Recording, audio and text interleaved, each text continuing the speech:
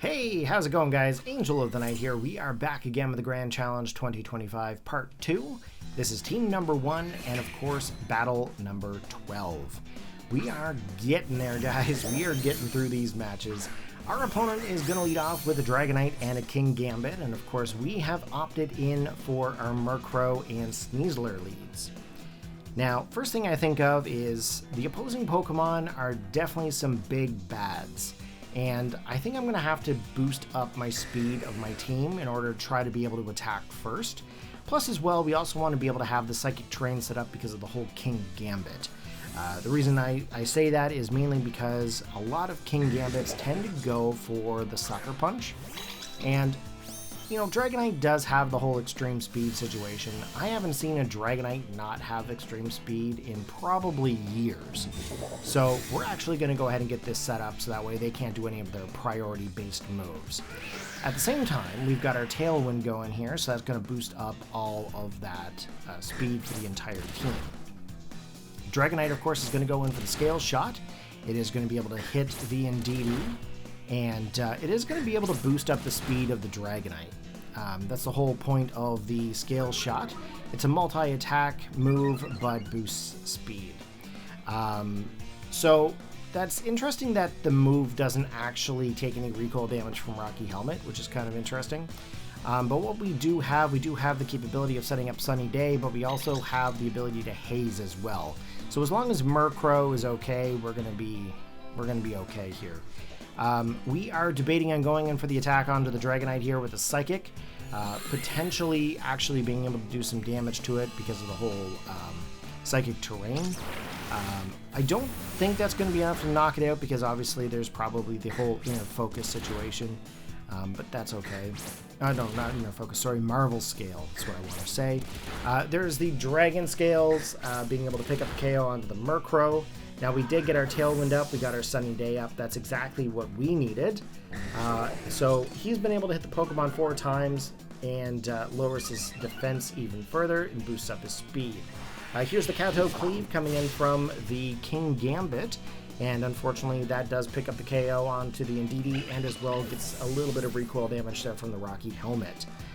So we have 2 Pokemon remaining. Obviously, we've got Exeggutor and we've also got Sneasler.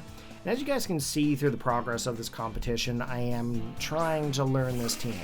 Prior to going into this competition, I had not used this team for more than one battle, just to see how it actually turned out. And that was actually the battle at the very beginning of this playlist. It was tested out over Showdown, and I liked the team so much I had to give it a go. So here we go. Let's go with the Close Combat, I think. I think we've selected Close Combat to go into the King Gambit. Obviously, Rock Slide's not really going to help us out here.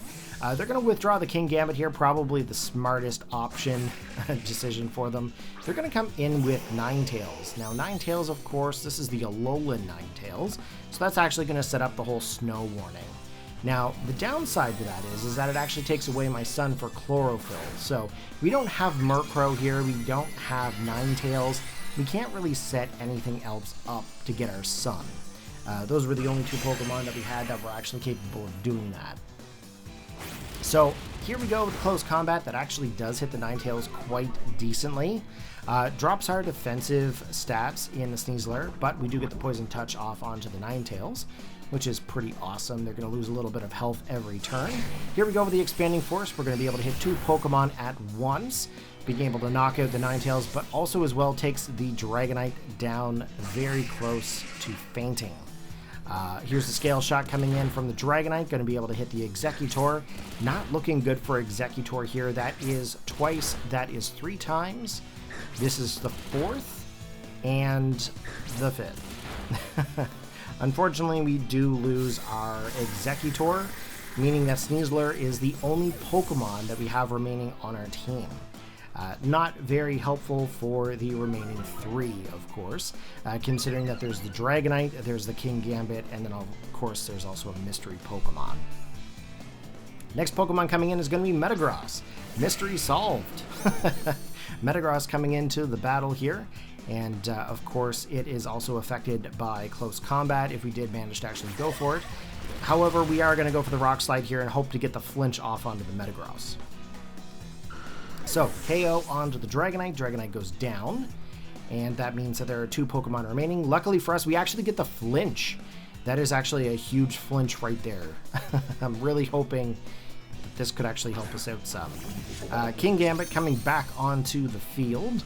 Now, obviously, at this point, we can go for the Rock Slide again, try to hit the 2 Pokemon, or we can go for a close combat.